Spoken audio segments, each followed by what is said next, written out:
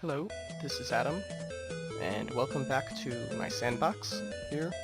So today we're going to talk about enchantments and just the general stuff revolving around enchantments. I'm going to try to cover that all in one episode, though if it starts taking a while I might split it into two. So, basic enchantments. This is a enchantment table, this is an anvil, and this is a bookcase. So I'll show you how to make those. It's right in this chest over here. So an enchantment table is made with a book for obsidian and 2 diamonds like this. An anvil is made like this. You need 3 blocks of iron, each of which is 9 iron put all together. Then you put more iron down here in the shape of an eye. It's overall in the shape of an eye. And a bookcase is just 3 wood on top, 3 wood on the bottom, and 3 books in the middle.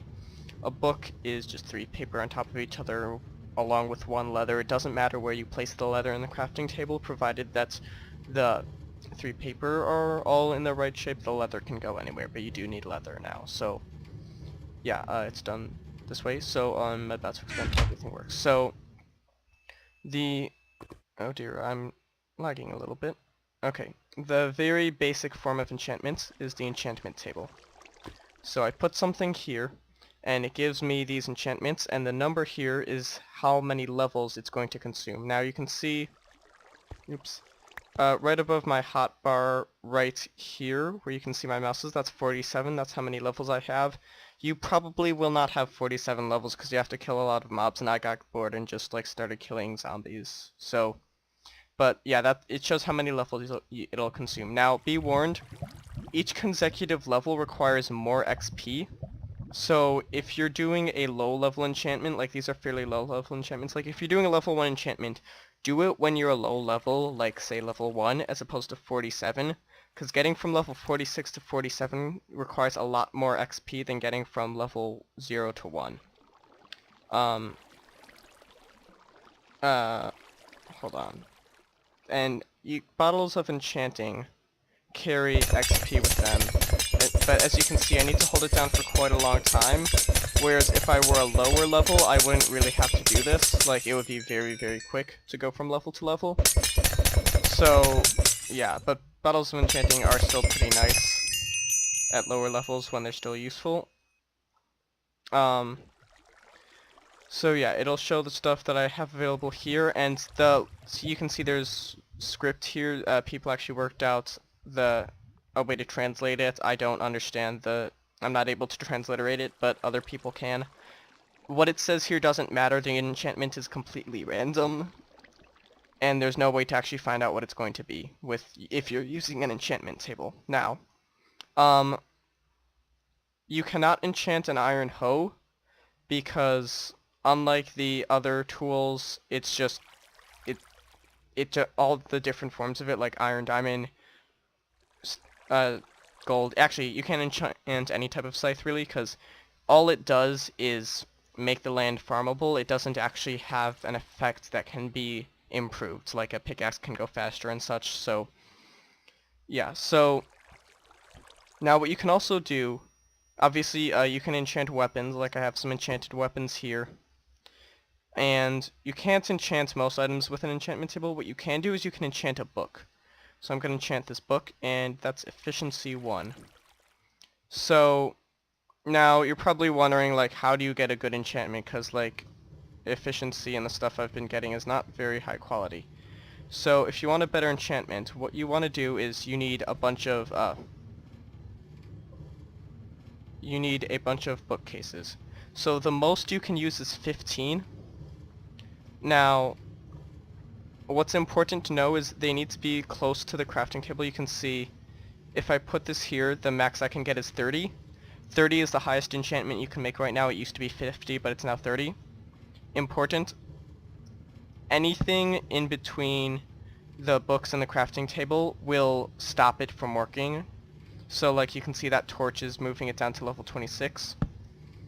If there's snow there, it will also have this effect, and I believe grass and saplings also do. Actually, I can't plant saplings here, but I'm pretty sure they also make it impossible to enchant stuff. Let's try cobwebs. I think yeah, if there's literally any type of placed item that's in the way, it won't work. So it's important to know this. You need the space to be completely open. Humans being there will not get in the way, so you can stand anywhere you want in here. But yeah, so it's important that you have your torches placed somewhere in a place where they'll light the place up so you don't have monsters spawning in your enchanted room, but you are able to enchant safely. So also, now that this is better, I can also make better book enchantments, like Feather Falling 4. That's an armor enchantment, but yeah. So, and I can also enchant my pickaxe with better stuff, like, and sometimes you can get multiple enchantments. The better the more bookcases you have there, the higher level enchantment you'll get. So I'm just gonna go over some of the enchantments here, and also having more bookcases makes it more likely to get more than one enchantment. So basic enchantments for tools, there's efficiency, which makes you mine stuff faster. Unbreaking, which reduces the probability of using the item to do any single thing, causing it to lose health. So if you have Unbreaking, it's less likely that the item will use health any given time that you use it. And Fortune just gives you a chance of mining more stuff when you're mining ores. Like, if you're mining diamond ore with a pickaxe that has Fortune on it, you might get more than one diamond, or if it's coal, more than one coal, and it'll increase the amount of redstone or lapis you get, so it's pretty useful. It's really awesome, and you really only want to put this on diamond pickaxes just because it's so useful. You don't want it to run out quickly if the pickaxe breaks. And now there's also Silk Touch, which is probably the most useful one in existence. So I'm just going to demonstrate exactly how this thing works. So I'm going to go on survive. That didn't work. There we go. Okay, I'm on survival now. So, Silk Touch pickaxe, what it does is actually, you can put Silk Touch on just about anything, but I'm just using a pickaxe. It will pick up exactly what you mine. I need to clear some inventory space. Do I have a chest here? I have a chest. Hold on. I'll just stick some of the stuff I don't need at this moment in here for now. Okay. So, see, you'll watch, I break this and it gives me a grass block. It doesn't give me like a dirt block, it gives me a grass block, which is nice. If you mine any type of ore, I just have lapis here, but it'll work for any kind. It'll give you the ore block. I mean, for metal ores like iron and gold, it gives you the ore block anyway, but with this it does. You can also mine leaves without using shears, though I don't know why you would do that, because you can just use shears. See, the same applies to vines as far as I know. You can also mine cobwebs, though it takes quite a long time. Once this is mined, you'll see how useful it is.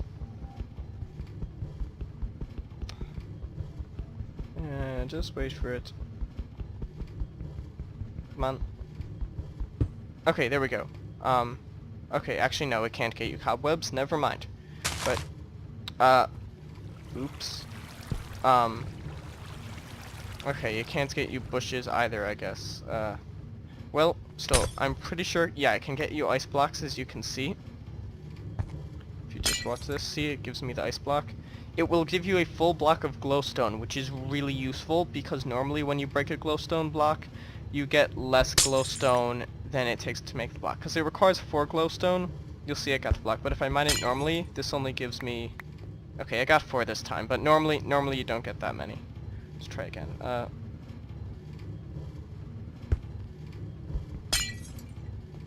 Yeah, see, that time I got 2. Like, a lot of the time you don't get as much. So, yeah, you can also pick up melon blocks, as far as I remember, without it turning into the melon slices. And you can pick up clay without it turning into the clay balls. There's some other things you can do with this as well, but that's just, like, the basic effect of Silk Touch. So, I'm gonna get rid of some of this stuff that I don't need. Just clear up some space for the other stuff I left in that chest. Okay. So, gonna get all of this back. Oh, I'm messing around here. Okay, there we go. So, now you'll notice that my diamond pickaxe has taken a little bit of damage. So, let's say I want to repair my pickaxe with another pickaxe. What did I just... Okay, I lost my enchantment. It doesn't matter. I don't really need that to demonstrate anything right now. So I place them next to each other in the crafting table to repair them. But when it comes out, the repaired version does not have the enchantment. That's because you can't just do it that way. So,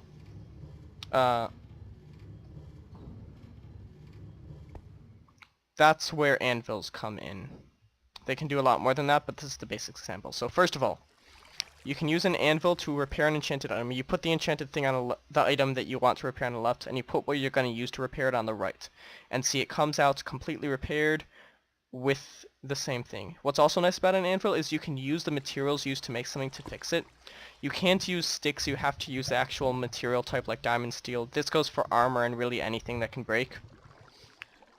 So that's nice and useful. So I'm just going to repair this using a diamond. And what's nice is you also tend to get a better exchange rate as far as like materials used versus reparations made if you use the base materials as opposed to the actual tool or armor. So now there's some other enchantments that can be done with this. There's also combat things. So there's protect. First of all, there's the armor stuff. Protection 4 just increases the protection. Fire protection protects you from fire. Feather falling can only be used on boots, and it reduces the falling damage you take. Blast protection protects you from explosions. Projectile protection protects you... Well, what do you think it does? Protects you from projectiles. Respiration can only be used on helmets, and it gives you a few extra bubbles, like when you're underwater. It gives you a little bit more air so you can stay underwater a little bit longer. And Aqua Affinity, I believe what it does is it extends your vision underwater and allows you to break blocks faster while swimming. It only goes on helmets again. Thorns can go on anything, and... Oh, by the way, these books are showing the highest level that you can do in the enchantment without using cheats or mods. So anyway, so you can also get like Thorns level 1 and 2, but this is just the highest level. So Thorns, what happens when someone hits you... It can go on any piece of armor, by the way. When someone hits you, they take some of the damage that they would have given to you, so it's subtracted from the damage you take and happens to them. However, if you do this, your armor will wear down faster. Sharpness originally is meant to go on swords, and, by the way, I'm saying these things only take effect. I'm about to explain these enchantments can be put on anything using an anvil. But the ones I'm saying that it only works for, that's the ones where it actually takes effect. Now, the things meant for swords can actually work for anything if you use it just to punch something. So sharpness, I could put this on like a block and use it to punch something and make it take more damage. So sharpness just increases the damage your sword does. Smite increases the damage that your sword does to undead creatures, so that's zombies, pigs, zombies, skeletons, wither skeletons, and the wither. Bane of Arthropods increases the damage you do to arthropods, so spiders, cave spiders, and silverfish. Knockback just makes it anything you hit, it gets knocked back farther than normal. Fire aspect, anything you hit will get set on fire, and it'll burn for a while depending on the level of the fire aspect enchantment. Looting increases the drops you get from an enemy. It doesn't work on players, it only works on mobs. This is important, because if you kill a player, all you'll get is what's in the player's inventory. Now, bow enchantments. Power just increases the damage the bow does. Punch increases the knockback of the bow. It's similar to the knockback enchantment, but it just makes it fly back farther.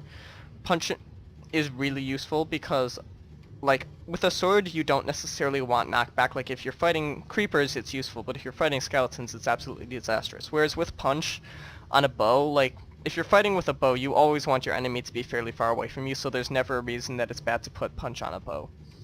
Flame 1 is just a bow version of fire aspects. Anything an arrow fired from a bow with flame on it hits will get setting on fire. And infinity just means that as long as you have one arrow in your inventory, that arrow will never be depleted. If you're using a bow with infinity on it, you can just keep shooting. Note that the bow will still take damage to its durability. So,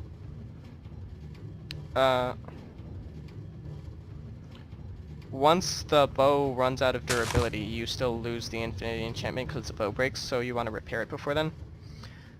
Now, you can see these books I have, and I'm sure you remember the book I enchanted earlier in the episode. Let's say I want to apply this to something.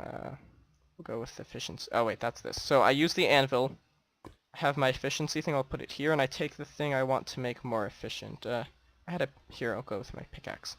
See, now if I put this here, that allows me to do enchantment. Notice there's an enchantment cost here, that's 7. That's the number of levels it will cost to do this enchantment. There's also a cost to repair stuff, as you may have seen before. Like, pretty much doing anything with an anvil has an enchantment cost in levels. So, before you use an anvil for anything, like, ask yourself, do I need this, and is it worth the levels? I'm gonna say yes, because I'm creative, so it doesn't matter. It is actually draining away my levels, but once my levels run out to 0, I can still continue doing enchantments, because I'm creative. However, were I on survival, I would not be able to do this. So, also, you can see there's this. I can name it something. So I'll just name this Stores Pickaxe. That was completely made up off the top of my head. But yeah, it's named that, and notice that it's a fairly high enchantment cost just for doing this. It's normally not this high for any item, but I think it might just be because it's already enchanted, though I'm not sure. But anyway, yeah, I'll do that too. And you'll notice because I don't have 25, my enchantment stuff's not going down, but that's only because I'm on creative. Were I on survival, I would not be able to do this. And I can repair my pickaxe like this, or I could use another pickaxe. This is fairly cheap because there's not much reparation to do. So yeah, also, briefly going back to the whole fire effect thing of weapons, you can, any animal that you hit with that and kill that way, it will drop cooked meat. Notice I have cooked chicken. This applies with the bow as well. See? So, oh yeah, also the arrows seem to be on fire. However, touching these arrows will not set you on fire, and the arrows do not actually provide any light. So, it's really just to demonstrate that if this arrow hits you, you will catch fire. But yeah, that's all it really does. So, let's see. Yeah, so, 2 other things that can be done with anvils. I've mentioned that you can name stuff with them. Hold on. You can also name chests and spawn eggs, so I'm gonna get a bunch of chests here. And I'm just gonna name this Storage Container 1. So I place Storage Container 1, and you'll notice that here it says Storage Container 1 as opposed to chest like it normally would. So that's pretty useful, and also I can name eggs. So, I'm gonna name this chicken in a tube. If you get that reference, good for you. And see, it says chicken in a tube. Just like that. So I'm just gonna have to kill this chicken because I can't really have it running around, unfortunately, but, so, yeah, oh yeah, you'll notice I do have a house here because I've decided to sort of set up here, and it's been a little boring running around, so I'm just gonna make a few friends for myself. Let's see. I probably want a dog. And I think I could go for a villager friend as well. So, right, go with the dog. What do I want to name my dog? First thing that popped into my mind was Sparky, but I can't remember where that's from, and I feel like I might get sued for copyright if I do this. But, we'll go with Fiery instead of Sparky. So, there we go. There's Fiery. And just gonna... There we go. Okay, he's tamed. So, you just sit there for now, Fiery. Oh yeah, I also need a cat, actually, because I don't want to piss off Reddit. Ocelot. And for this I need raw fish, I think. And I hope it doesn't run away. And... oh, jeez. This is not working. Get over here, you darn it. Oh, come on. This is not going as planned. The annoying thing about ocelots is, as you can see, they're fast runners. I'm not sure what I'm doing wrong right now here. Maybe I'll try cooked fish. Let's try this. Get over here. Oh my gosh. Okay, I'm doing something wrong here, evidently. I think I'm... What am I messing up here? Okay, just try normal fish again. Friend, cat want to be friend with me? Maybe? Maybe? Okay, try chicken maybe? I know they sometimes attack chickens, maybe that's it. I don't believe this. I'm just failing so epically. I don't think it's working. Right, well, I'll figure out how to get a cat later. I might just do that off screen. So I should probably do my villager, like get a villager. Where's our redstone going right now? I don't need this going.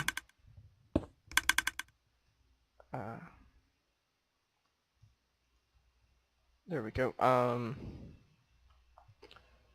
Right. Yeah, so I'm just gonna make a villager to sort of sit around and mind the house while I'm not here. So I'm gonna name this villager Samwise. If you don't get that reference, shame on you. And here's Samwise. Hello, Samwise. We will do great things together. Actually, I'll do great things, but Samwise will, like, watch.